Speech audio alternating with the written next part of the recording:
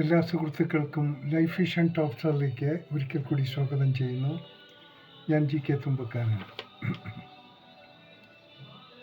വീണ്ടും നമുക്ക് വ്യക്തതയില്ലാത്ത ഒരു സബ്ജക്റ്റിനെ കുറിച്ച് തന്നെയാണ് ഇന്നും ഈ വീഡിയോ നിങ്ങളിലെത്തിക്കുന്നത്. ഞാൻ എൻ്റെ കഴിഞ്ഞൊരു വീഡിയോയിൽ പറഞ്ഞതുപോലെ ഇപ്പോഴും വ്യക്തതയില്ലാത്ത ഒരു ട്രേഡ് എഗ്രിമെൻറ്റുമായി ഇന്ത്യയും അമേരിക്കയും അതിൻ്റെ വിശദാംശങ്ങൾ അറിയാതെ തന്നെ, പൊതുജനങ്ങളെ അറിയിക്കാതെ തന്നെ അമേരിക്കയുമായി ഏതാണ്ട് എഗ്രിമെൻ്റ് ചെയ്തതായിട്ടാണ് അറിയുന്നത്. എന്നാൽ ഇന്ത്യയിൽ ഉള്ള പാർലമെൻറ്റിൽ ഇതിനെക്കുറിച്ച് ഇതുവരെയായിട്ട് യാതൊരു അറിവും പ്രധാനമന്ത്രി കൊടുത്തിട്ടില്ല. ആർക്കെങ്കിലും എന്തെങ്കിലും സംശയമുണ്ടെങ്കിൽ അത് ഭരണപക്ഷത്തു നിന്നോ ആയാലും പ്രതിപക്ഷത്തു നിന്നായാലും ഉള്ള സംശയങ്ങൾ ദൂരീകരിക്കേണ്ട ഒരു റൈറ്റ്സ് പ്രധാനമന്ത്രിക്കുള്ളതാണ്. അദ്ദേഹം സഭയിൽ വരാതെ മാറി നിന്ന് ഇവിടെ എല്ലാം ഓക്കെയാന്ന് പറഞ്ഞു. അത് ഏതെങ്കിലും മന്ത്രിമാരെ കൊണ്ട് പറഞ്ഞതുകൊണ്ട് മാത്രമായില്ല, പ്രധാനമായും പ്രധാനമന്ത്രി തന്നെയാണ് അതിൻ്റെ ചോദ്യങ്ങൾക്കുള്ള മറുപടി കൊടുക്കേണ്ടത്. സംശയങ്ങൾ എന്താണെന്ന് വെച്ചാൽ അത് സംശയങ്ങൾ തീർത്ത് കൊടുക്കേണ്ടത്.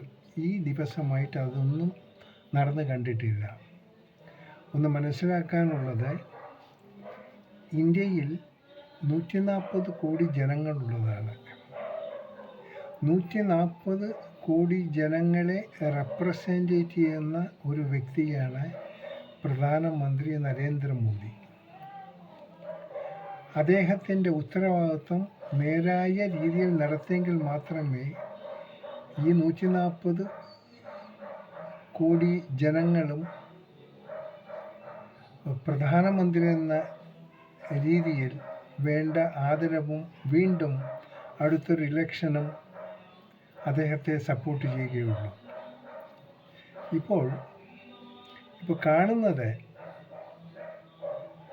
പാർലമെൻറ്റിൽ എപ്പോഴും ഈ പ്രതിപക്ഷവും ഭരണപക്ഷവും തമ്മിൽ കാട്ടിക്കൂട്ടുന്ന കോലാഹലങ്ങളാണ്. പ്രതിപക്ഷത്തിൻ്റെതായ റൈറ്റ്സ് ഉണ്ട്. പ്രതിപക്ഷ നേതാവിനോടെങ്കിലും ആരെങ്കിലും എന്തെങ്കിലും ചോദിച്ചാൽ വ്യക്തമായിട്ടുള്ള മറുപടി കൊടുക്കേണ്ട കാര്യം പ്രതിപക്ഷ നേതാവിൻ്റെതാണ്. അത് മുൻനിർത്തി പ്രതിപക്ഷ നേതാവ് പ്രധാനമന്ത്രിയോട് അവരുടെ സംശയങ്ങൾ ചോദിക്കും. ആ സംശയം തീർത്തു കൊടുക്കണം. ഇതുവരെ തീർത്തിട്ടില്ല. ഒന്ന് മനസ്സിലാക്കേണ്ടത്, ഇപ്പോൾ റഷ്യയുമായിട്ടുള്ള ഒത്തിരി എഗ്രിമെൻറ്റുകളൊക്കെ ചെയ്തിട്ടുണ്ട്. ഇനി നാളെ ട്രംപ് പറയും ആ എഗ്രിമെൻ്റ് ക്യാൻസൽ ചെയ്യുമോ?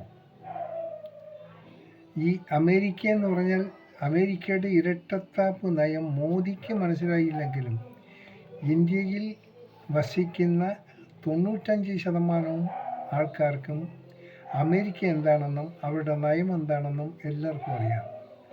അവർക്കെപ്പോഴും അവരുടെ കാര്യങ്ങളേ ഉള്ളൂ. നമുക്കറിയാം, തുറന്നൊരു സത്യമാണ്. അവർ ഈ പാകിസ്ഥാനിൽ ചേർന്നുണ്ട് പാകിസ്ഥാനെ കൊണ്ട് നമ്മൾ ഉപദ്രവിക്കുക. ബംഗ്ലാദേശിൽ പോയിരുന്ന് അവിടുത്തെ ജനങ്ങളെ ഇളക്കി വിട്ട് നമുക്കൊക്കെ ഇഷ്ടമായിട്ട്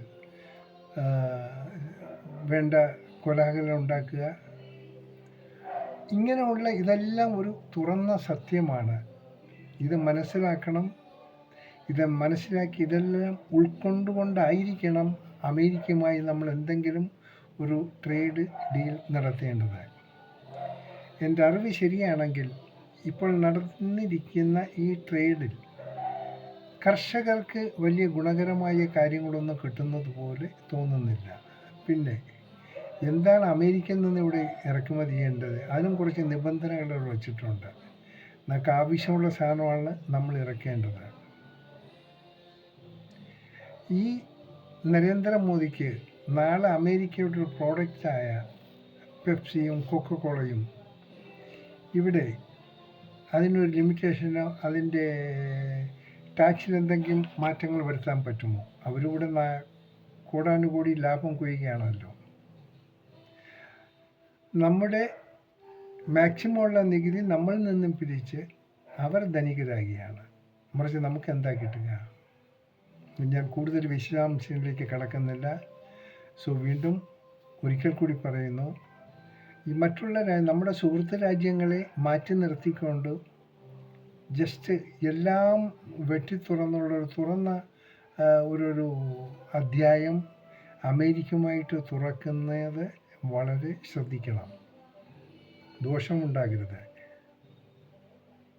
നരേന്ദ്രമോദി, നിങ്ങൾക്ക് നല്ലൊരു അഡ്വൈസ് നിങ്ങൾ വിശ്വസിക്കുന്നതിൽ കിട്ടിയിട്ടില്ല. അതിൻ്റെ ഏറ്റവും വലിയ ഉദാഹരണമാണ് ഇപ്പോൾ ഈ അമേരിക്കയിൽ നടക്കുന്ന ഈ ട്രേഡ് എഗ്രിമെൻറ്റും അതിൻ്റെ വിശദാംശങ്ങൾ ശരിയായ രീതിയിൽ ജനങ്ങളെ അറിയിക്കാത്തതും. എന്തോ ഇതിലൊരു ഗൂഢലക്ഷ്യമുണ്ട്. ഈ ഗൂഢലക്ഷ്യം ഉണ്ടോ ഇല്ലയെന്ന് അതിൻ്റെ യഥാർത്ഥ സത്യങ്ങൾ പാർലമെൻറ്റിലും ഇന്ത്യൻ ജനതയ്ക്കും വെളിപ്പെടുത്തേണ്ട ഒരു കടമ പ്രധാനമന്ത്രിക്കാണ്. ഇതുവരെയും അങ്ങനെ ഒരു സംഭവം നടന്നിട്ടില്ല. സഭയിൽ പോലും വരുന്നില്ല.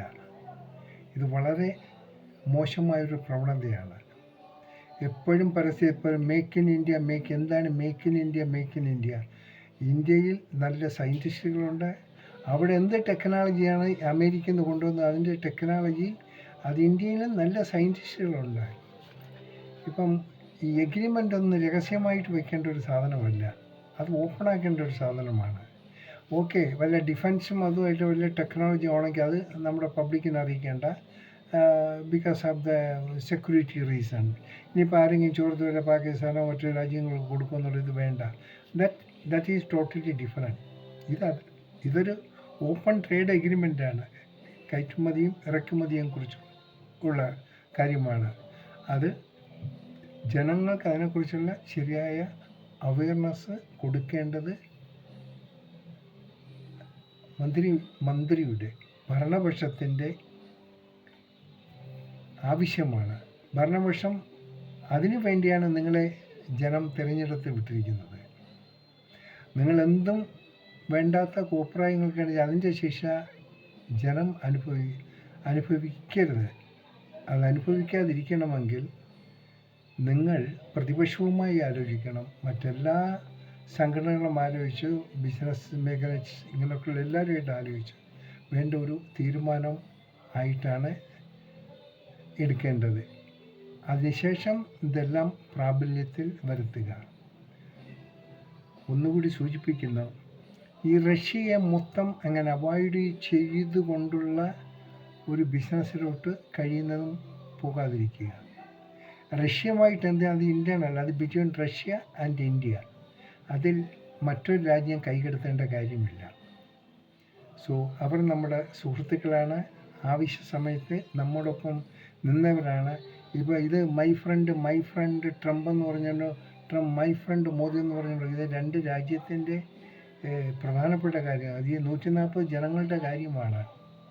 അതുകൊണ്ട് മുൻകാലങ്ങളിൽ നാം എടുത്ത നിലപാടുകൾ ഒരു രാജ്യത്തിനോട് ചേർന്നുള്ള നിലപാടല്ല, ഇൻഡിപെൻഡൻ്റ് ആയിട്ടുള്ള ചേരിചേരായ നയമാണ് നമ്മുടെ മുഖ്യ അജണ്ടയായി ഇന്നലെ വരെ നടത്തിയത്. അതിനെ മാറ്റിക്കുറിക്കാൻ ശ്രമിക്കാതിരിക്കുക. ഇത് വളരെ പ്രധാനപ്പെട്ട ഒരു വിഷയമാണ്. ഇനിയെങ്കിലും പ്രധാനമന്ത്രി നരേന്ദ്രമോദി പാർലമെൻറ്റിൽ വരിക, വിശദമായ വിവരങ്ങൾ പ്രതിപക്ഷത്തിനും മറ്റ് ജനങ്ങൾക്കും കൊടുക്കുക. അത് വളരെ അത്യാവശ്യമാണ്. അതിന് യാതൊരുവിധ തടസ്സങ്ങളും സൃഷ്ടിക്കാതിരിക്കുക. പ്രതിപക്ഷത്തിന് വടി കൊടുത്ത് അവരുടെ പ്രഹരം വാങ്ങാതിരിക്കുക. കാണാം വീണ്ടും മറ്റൊരു വീഡിയോയിലൂടെ. Thank you.